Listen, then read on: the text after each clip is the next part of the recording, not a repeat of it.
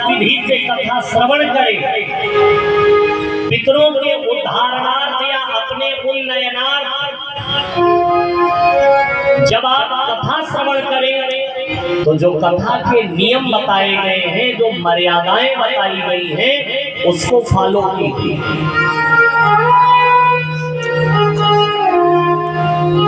क्या किसी विप्र ब्राह्मण वक्ता का चयन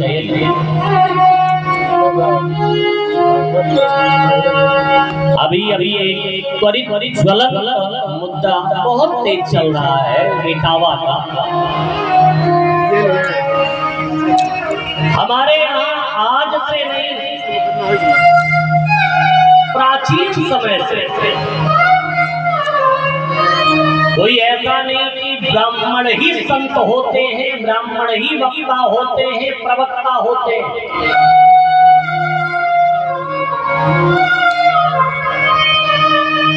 महाराज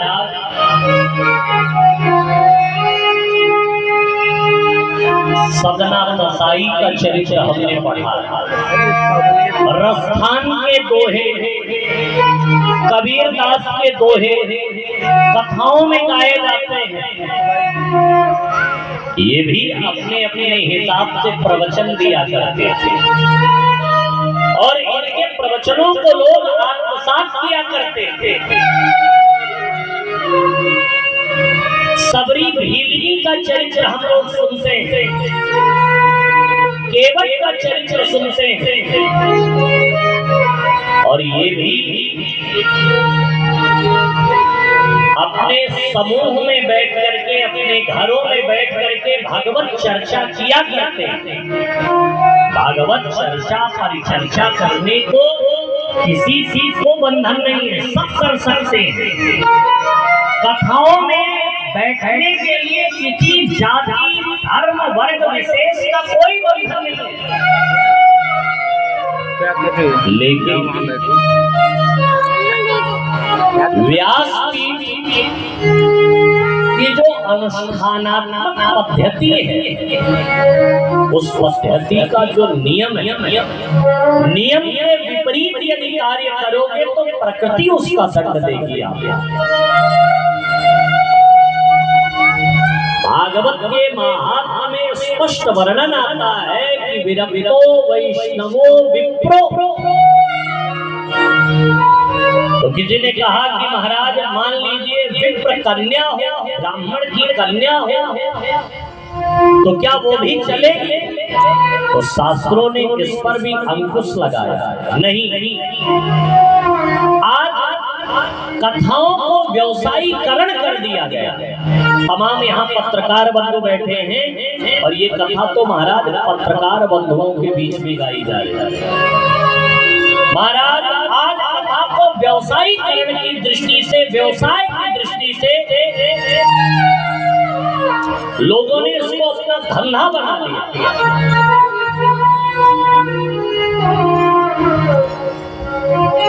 ब्राह्मण कुल की कन्या भी हो, वो भी व्यासपीठ पर नहीं बैठ सकते। हमारे यहाँ बड़ी बड़ी विदुषी हुई, गार्गी, मदालसा, अनसुईया जैसी कितनी विदुषी महिलाएं हुई, लेकिन नहीं, व्यासाय विष्णु रूपाय, व्यास विष्णु का स्वरूप होता है। तो सतपथ मीमांसा में तो वर्णन आता है कि व्यास पीठ से स्त्री अगर धर्मोपदेश करे और उसको यदि आपने सुना तो गो हत्या के दोष के बराबर होता है, गुरु पत्नी गमन का दोष लगाता है। इसलिए वक्ता भी कहता हो जो वेद शास्त्र विशुद्ध, जो वेद और शास्त्रों का उदाहरण है, कपोल कल्पित बातें वो न करे। आजकल तो भैया कथा कम व्यथा ज्यादा हो गई। मैं वहां गया तो ये हुआ, मैं वहां गया तो ये हुआ। अरे भैया मैं अमुक जगह गया तो मेरे इतने शिष्य हुए, मैं अमुक जगह गया, ऐसी बातें की जाती हैं। जबकि भागवत के महात्म्य में संकेत किया जा रहा है कि भैया उदाहरण भी दिया जाए तो वेद शास्त्र विशुद्ध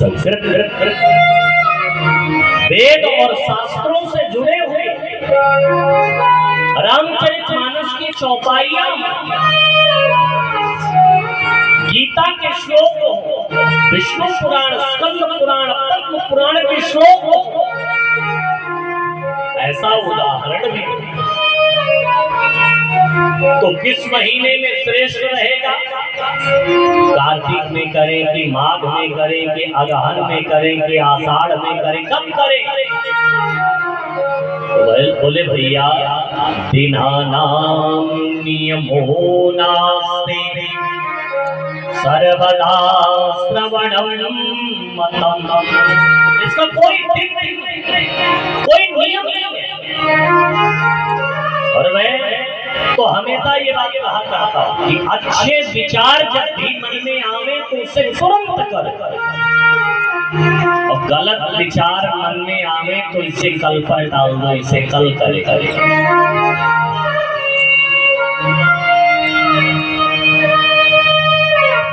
कथा सुनने का मन हो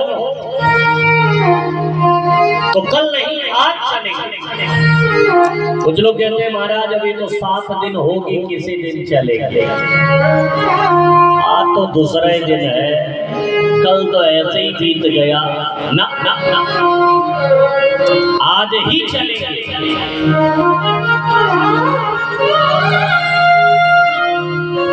क्योंकि कल किसने देखा, अभी करेंगे। अच्छे विचार जब भी मन में आवे तो तुरंत करो। भागवत के महात्म्य के 6 अध्याय गाए गए और श्रोता के नियम बताए गए कि श्रोता भी कैसा हो। अगर सामर्थ्यशाली है तो जमीन पर बैठ करके कथा सुन, लिखा है भागवत। अगर शरीर काम न करे, गांठ से घुटनों से दिक्कत हो तो भैया कुर्सी, गद्दे, सोफे, गद्दे सोफे का मतलब बिना आसन के जमीन पर कभी नहीं बैठना चाहिए। ध्यान दें, क्योंकि पृथ्वी को कुछ चीजें ऐसी हैं जिनका भार पृथ्वी कभी नहीं सह पाती। एक तो स्त्री का वक्षस्थल, इसलिए माताओं को, बहनों को साष्टांग प्रणाम करने की अनुमति किसी को नहीं। ये कभी भी जमीन पर सीधे लेट करके किसी को प्रणाम न करें, क्योंकि पृथ्वी को अपार दुख होता है जब कोई स्त्री जमीन पर अपने वक्षस्थल के बल पर, अपने वक्षस्थल के भार को पृथ्वी पर रखती है। और पुरुष बिना आसन के यदि धरती पर बैठ जाए तो पृथ्वी को बड़ा भार महसूस होता है। इसलिए पुरुष बिना आसन के कभी पृथ्वी पर न बैठे। कुछ न हो तो एक इकाई डाल लो, कुछ न हो एक पत्ता डाल लो भैया, लेकिन बिना आसन के कभी धरती पर मत बैठो। आसन होना आवश्यक है। और मैं तो कहता हूँ साधक की 3 चीजें बड़ी पवित्र होनी चाहिए: आसन, बासन और रासन। ये 3 चीजें बड़ी पवित्र होनी चाहिए। इसलिए आपने देखा होगा महात्माओं को, वो अपना आसन लेकर के चलते हैं। कहीं भी बैठेंगे तो अपना आसन जरूर डालेंगे। और भोजन भी हर पात्र में नहीं लेते, अपना बर्तन लिए रहते हैं। उनको आप कुछ खाने को दे तो अपना भैया वो डोंगा आगे करें, अपना बर्तन आगे कर दे। और राशन भी हर किसी के हाथ हर कहीं नहीं लेना चाहिए। अभी आसन, वासन और राशन। महाराज तो जैसे ही 6 अध्याय में महात्मा की चर्चा हुई, फिर मंगलाचरण 3 श्लोकों में मंगलाचरण गाया। जन्माद्यस्य यतोन्मयादितरतः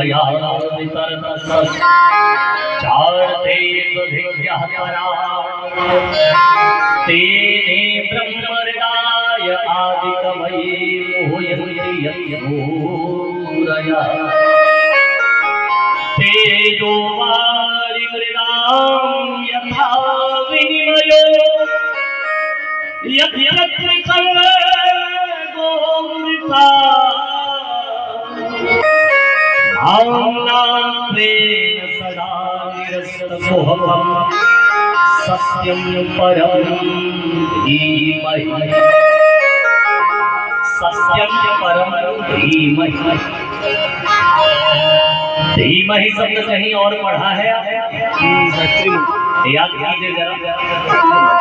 आप जरा अपने दिमाग पर जोर डालिए, धीमहि शब्द कहाँ पढ़ा है? तो गायत्री मंत्र को जरा अपने मन में गुनगुनाइए, बोलिए। गायत्री मंत्र गाया नहीं जाता, क्योंकि मंत्र का मतलब ही होता है मननात् त्रायते इति मंत्र, जो मन में मनन किया जाए। तो धीमहि शब्द आपने पढ़ा हो महाराज।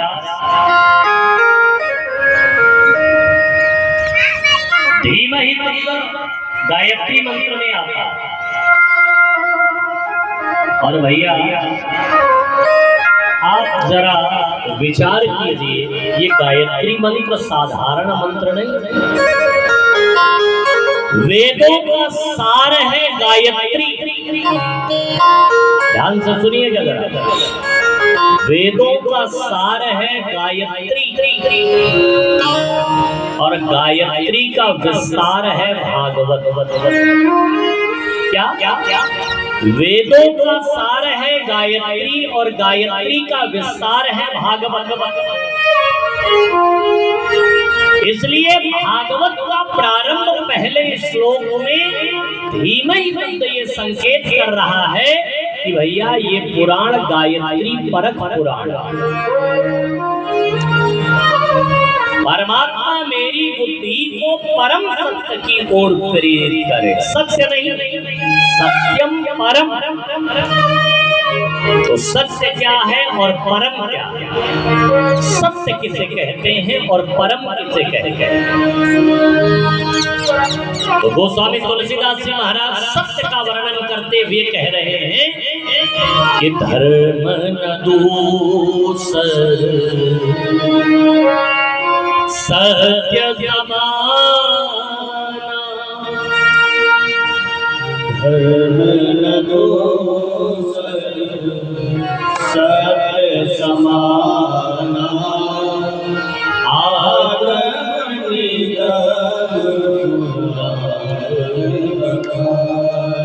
सत्य से बड़ा दूसरा और कोई धर्म है ही नहीं। तो ये सत्य क्या है? तो वो सत्य कोई और नहीं है। क्या है सत्य? हम लोग अपने घर में एक छोटी सी पूजा किया करते हैं, किसकी? सत्य नारायण। तो सत्य कौन है? नारायण। नारायण मतलब सत्य और कोई नहीं है, सत्य है श्री कृष्ण। तो ये परम कौन है? अरे भैया परम कोई और नहीं है, परम है श्री राधा रानी। इस प्रथम श्लोक में राधा और कृष्ण का वर्णन किया और फिर दूसरे श्लोक में धर्म प्रोचित कैतवोत्र परमो निर्वत्सराणां सतां वेद्यमवास्तवमत्रवदवंसिवदं आपत्रयोन्मूलनं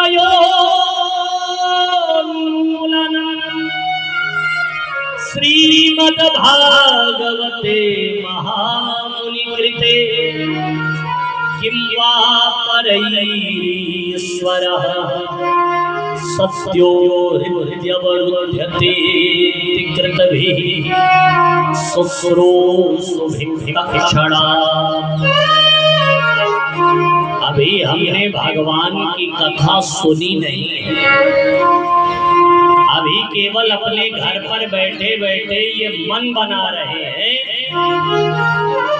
कि चलो भैया जलाहल देवी पे गुप्त नवरात्रि में भगवान की कथा हो रही है,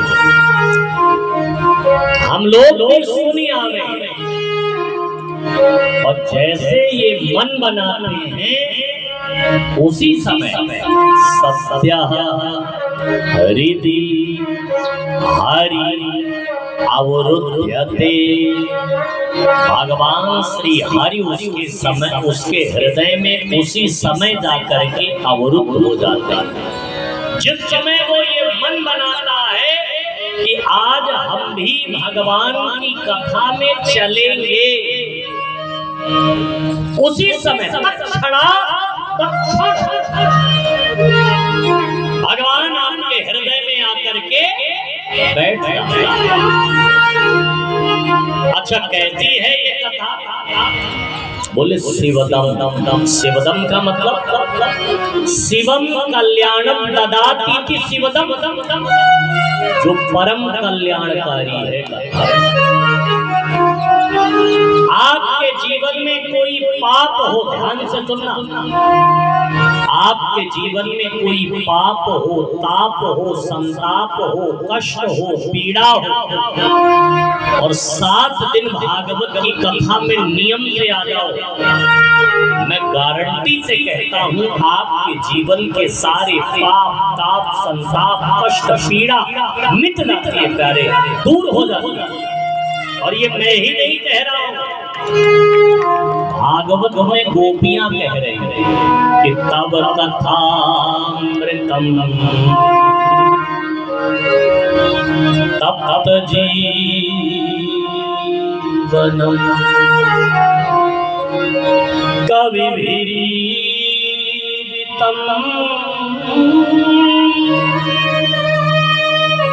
कल्मता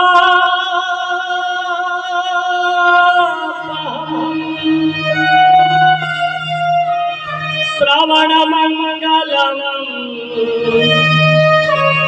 श्रीमदाततम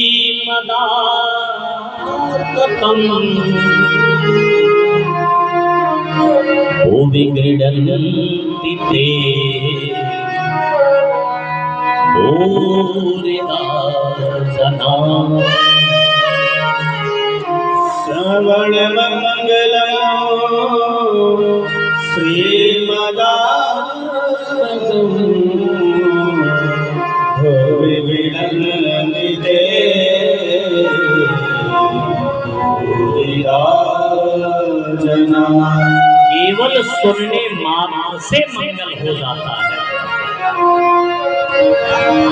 भगवान की कथा केवल सुन लिया जाए, लेकिन आजकल भैया नौजवान भाई बहनों को कह दो कथा में चलो